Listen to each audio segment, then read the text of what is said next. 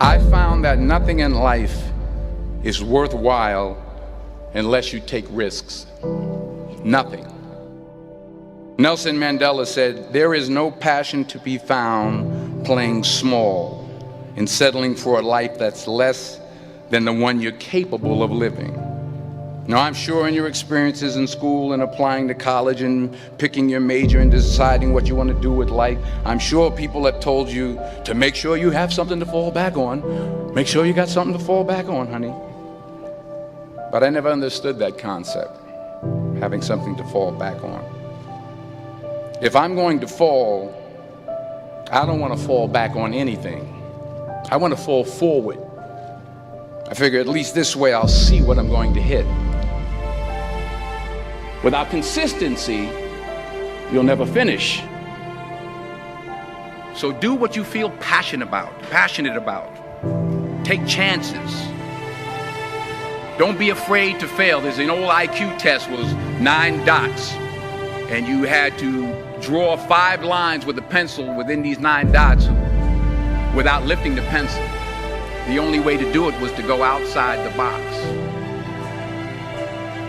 Don't be afraid to think outside the box. Don't be afraid to fail big, to dream big. But remember, dreams without goals are just dreams. Reggie Jackson struck out 2,600 times in his career, the most in the history of baseball. But you don't hear about the strikeouts. People remember the home runs. Fall forward.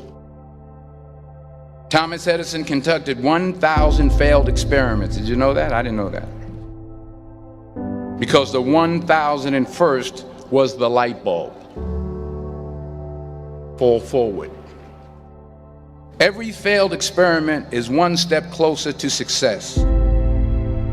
You've got to take risks, and I'm sure you've probably heard that before, but I want to talk to you about why that's so important. You will fail at some point in your life. Accept it. You will lose. You will embarrass yourself. You will suck at something. There's no doubt about it. And I know that's probably not a traditional message for a graduation ceremony, but hey, I'm telling you, embrace it, because it's inevitable.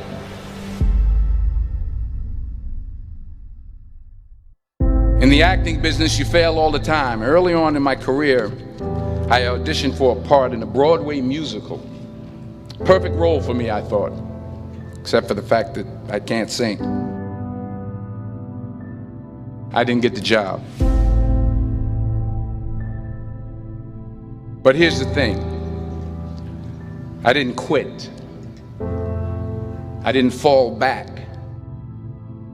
I walked out of there to prepare for the next audition, and the next audition, and the next audition. I prayed. I prayed.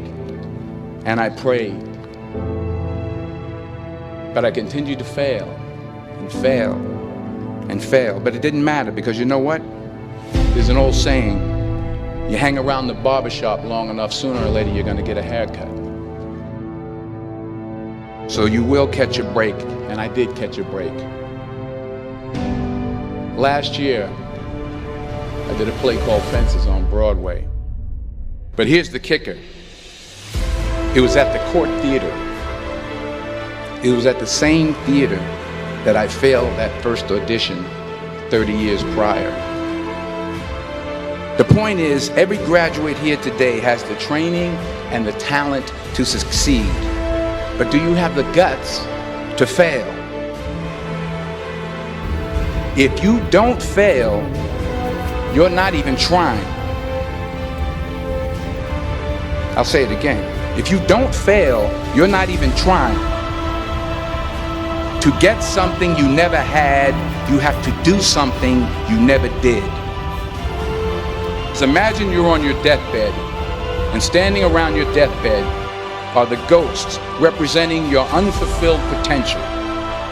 The ghost of the ideas you never acted on. The ghost of the talents you didn't use. And they're standing around your bed, angry, disappointed, and upset. They say we came to you because you could have brought us to life, they say. And now we have to go to the grave together. So I ask you today, how many ghosts are going to be around your bed when your time comes?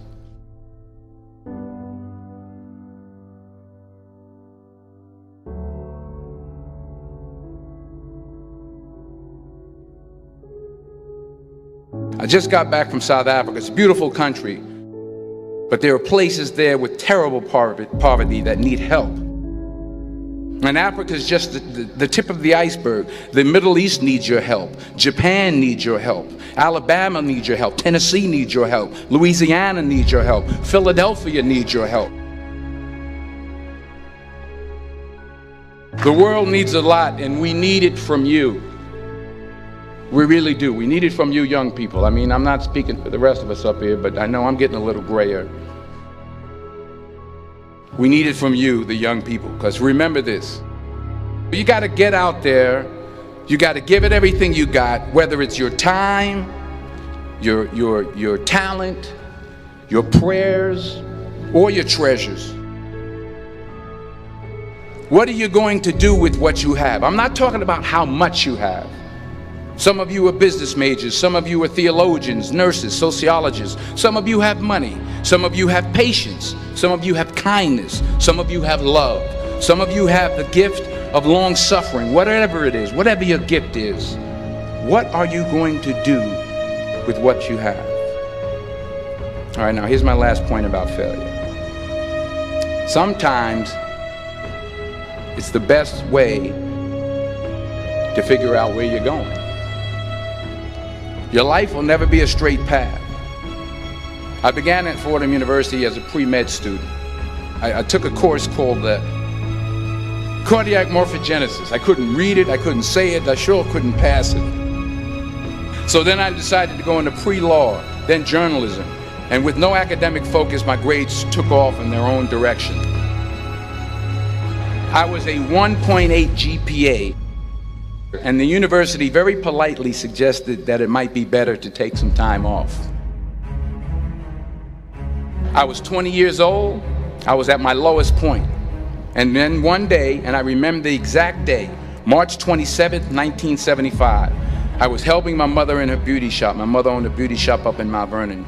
And there was this older woman who was considered one of the elders in the town. And I didn't know her personally, but I was looking in the mirror, and every time I looked at the mirror, I could see her behind me, and she was staring at me. She just kept looking at me. Every time I looked at her, she kept giving me these strange looks.